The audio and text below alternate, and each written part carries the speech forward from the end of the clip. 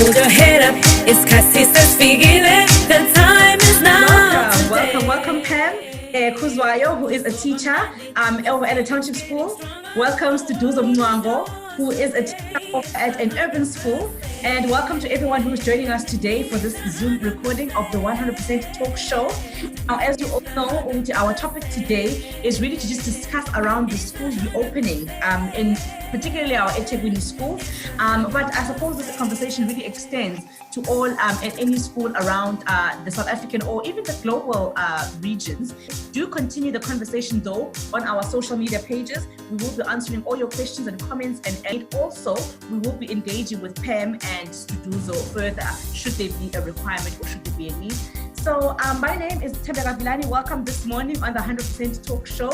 So now, just Gafushane, we just like to give you a little bit of a chance, both of you, with ladies first, of course. So we're going to start with you, Pam, and then you're going to introduce yourself to us and tell us a little bit about how you got into teaching. Sanibonani. As Tembeka said, Kamalam Pam Kuzwayo. I've been a teacher for, I think it's the 15th year now. And I've been a teacher, a township teacher, township school teacher.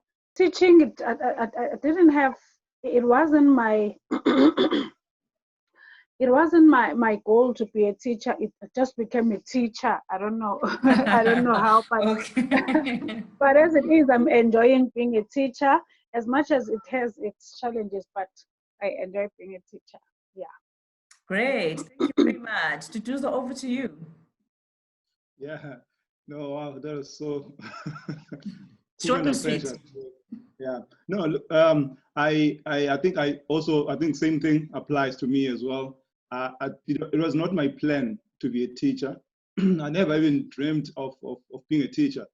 Yeah, but it was just under certain circumstances, when I finished matric, I didn't know what to do. And then the principal at my former school called me to assist in maths and science. So after matric, I taught from May until December. And in that process, I was busy applying for another course, in fact, biomedical technology. And in the middle of that, so then I decided to say no, to try teaching. So I want to delve a little bit into the kinds of schools that you teach at. We're going to start with you, Pam, again, and just please tell us briefly, just the kind of school that you teach at. What is the environment there? How has your experience teaching at that school? At the school where I teach, it's a township school, a typical township school, whereby the enrollment, I think it's plus 1,200. Yeah, and it's a high school actually. Most of our townships are informal settlement dominant, so most of our kids, we have mostly underprivileged kids, kids that come from child-headed families. Sduduzo, tell us about the environment in your school and the kind of school that you teach at. Okay. So I'm a teacher at Durban High School. I teach maths there. Yeah, so it's a school that is close to Musgrave area. So basically means that, people that afford or kids that are there, actually from parents that can actually afford, because the school fees is around 56,000 per annum. If you're staying in res, it's ×2. But still, also within a school, there's a Cambridge curriculum, so where a learner would pay double as well. So we are hearing already the different environments, the disparity that exists between the schools, right? So here we are at the advent of the COVID-19. How has, in your different schools, COVID-19 affected Isidore? Pam, how has COVID-19 affected schooling? Before the lockdown, I think it was just a school as normal. But looking at the type of learners that we have, learners from the township who doesn't care with everything, but there were those learners that shows that they have a goal to be at school. They want to be at school, but we end up getting used to the environment of the learners, that some of them want to be at school, some of them don't want to be at school, and also understanding the background of our learners. there are no there are no effective systems of communication. The only communication that we encounter with them is at school. Now that you're not at school, we can't communicate with our learners. It is not even easy to form groups, class groups, whereby we can communicate with learners. As much as some of them, they do have cell phones, but you find that they won't be able to have data, even if you want to operate like cell phone classes. So during lockdown, it's lockdown for everything. Sure. Okay, Stu, what's the story like with your school? Yeah, no, before lockdown, in fact, before school closed in March, so the headmaster, in fact, just called us together and tell us that, look, everybody must ensure, every teacher must ensure that we send the work to learners. So which means because we didn't know when we'll come back, then when we realized that we're not gonna come back, so now at school there's a communicator which is called D6 communicator. So in that communicator we are able to send a message that will actually be read or be received by every single parent that is at school. But when we realized that no, we're not going to come back soon, so we then said, look, let's we started doing Zoom lessons, and also was classroom was this Zoom lessons, and also this Google Classroom. Yeah. The reopening now. I want you to let me know personally what it is that you feel and how do you feel about going back to school. The second thing is the students themselves. Do you think that, especially in the township areas, after this long break, are they ready to just come in and jump in again or things like that? And thirdly, structurally, right? Is the school ready? I think I'm not ready to go to school on Monday because, first of all, this COVID-19 thing, it's a pandemic that also I don't understand. Our community, we understand something through the awareness program.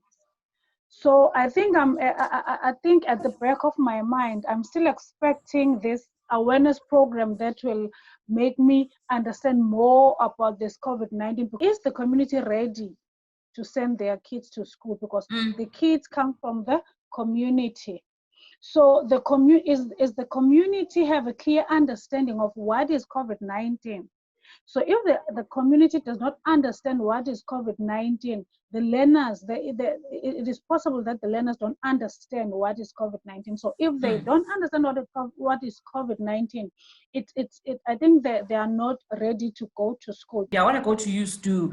Tell us personally, how do you feel about reopening and also with the students? So, but I think for me personally, because of the systems that have been put in place, a lot of anxiety or any fear that one had about, because the school is a school where that you are working with people that travel a lot, and you don't know where they've been. So when they come together, there's that thing that says, look, we're coming from different environments here. So, but then before one enters the gate, then there's that they check your temperature, and then there's a sanitizer there, the gate. Then there's a disinfectant that you pass through, into just a little tunnel. So then you enter the school.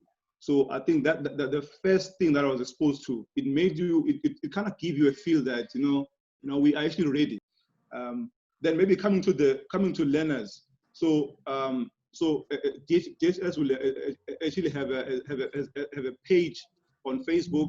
So they've been sending videos and communication to parents, especially, so that the level of anxiety as well from the side of the parent, it can actually go down.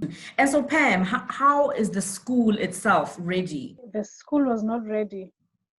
In terms of as it is, the temperature was taken by the school security because there was no one. Because there was no one to take the temperature. We didn't have enough masks, or we didn't have enough masks for the teachers and for the learners. The school was not fumigated. A lot of things were not done.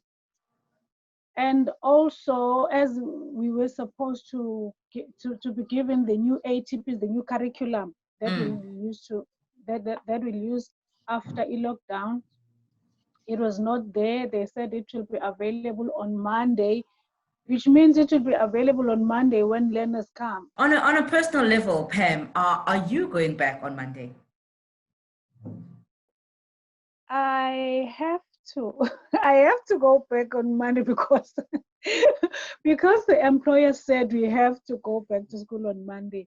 So if you both were in management, whatever management it was, what are some of the regulations that you would put? I think the implementation of precautionary structures has to be equal.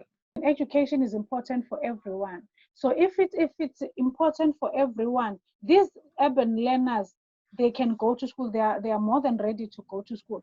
But the township learners are not ready to go back to school because of what they're expecting at school.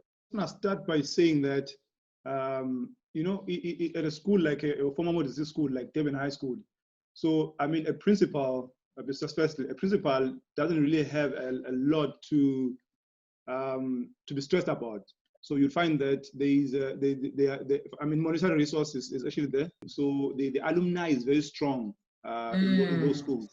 So people that are very loyal to their school, and they actually give money, and which makes them to be on another level without the help from the government. So I really like the point about alumni that you made, right? Pam, in your school, are any of the past students, any of the past pupils that have made it in life, as you know, so we say, do they come back and give back to the school in any way? Yeah, they do come back, but they come back in terms of not for the whole school. Like before, we had a learner that was doing physics, and then he came and renovated the laboratory, only the laboratory. I think that's also the problem, because when we made it in life, we tend to forget about where we come from. We tend to forget about the schools where we come from.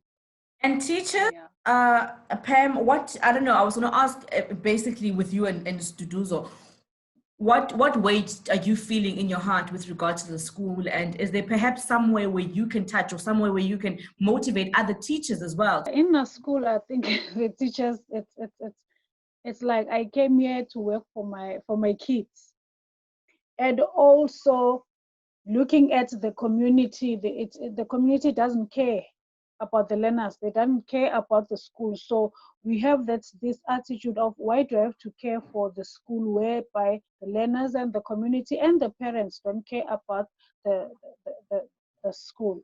So what message do you have for the parents?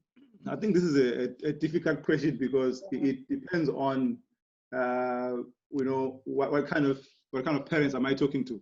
Now, so then to parents, I'll basically say the fact that just try and teach your child. So so they have to wear a mask every single day.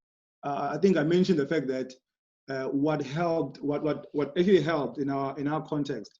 So the level of readiness from a school, it removes all anxieties and fears that that a teacher might actually have. At first, I would encourage the parents to wear the masks, because learners do what the parents do. So if the parents doesn't wear their masks, so the learners won't be able to wear their masks.